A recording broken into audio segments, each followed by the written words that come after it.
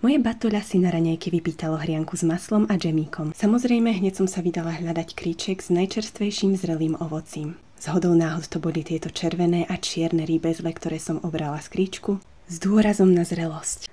Poriadne som rýbezle poumývala, odkostrnkovala a pripravila na varenie džemíku. Bobule som rozvarila a celú kuchyňu naplnila nádherná ovocná vôňa. Po troške som do zmesi pridávala cukor a čakala do zhusnutia. Chuť rýbezlí patrí k letu, aké si ho pamätám z detstva. Horúcim džemom som naplnila poháre a začala som s pečením kváskového sendvičového bochníka. Kvások som nakrmila a počkala som 6 hodín, kým takto pekne nevykysol.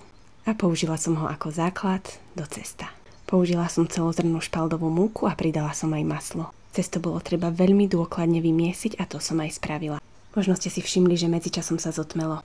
Dieťa šlo medzi tým spať, no ja som mu na dobrú noc povedala, že ak môžu kováčoviec deti čakať na raňajky 3 kalendárne dni, zvládne to aj on. Len nech si berie príklad z Rumble Honey, Slim Easy a Whimsy Lou. Kým spal, z kváskového cesta som vyformovala nádherný bochníček, ktorý som umiestnila na noc do bochníkovej formy a prikryla ho mokrou utierkou, aby tam celú noc kvasil. S jeho tvarou a štruktúrou som bola mimoriadne spokojná. Nevediac, či nás čaká teplá alebo studená noc, verila som v najlepšie. Keď sme sa ráno zobudili, už nás čakal tento krásne vykysnutý bochníček, ktorý sme okamžite dali piecť. Po upečení som ho pravda, že nechala vychladnúť na mriežke.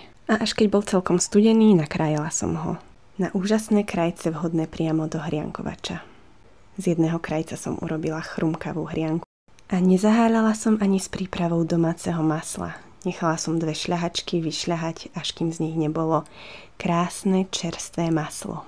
Z masla som vyžmýkala prebytočnú vodu, zabalila ho do papiera na pečenie a nechala schladiť v chladničke. Prichádzame do finále. Chrumkavú hrianku som natrela čerstvým voňavým maslom a kyslastým rýbezľovým džemíkom.